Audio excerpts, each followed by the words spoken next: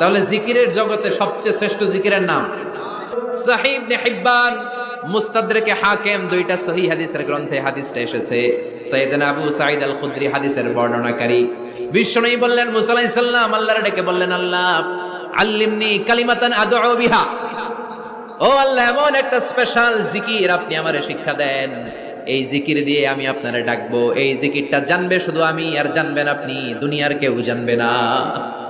এমন একটা জিকির শিখান যে জিকিরটা কেউ জানে না, জানবে শুধু আমি আর জানবেন আপনি। আল্লাহ বললেন, মুসা পড়ো লা ইলাহা। মুসা আলাইহিস সালাম বললেন, আল্লাহ জিজ্ঞেস করলাম কি আর কইলেন কি?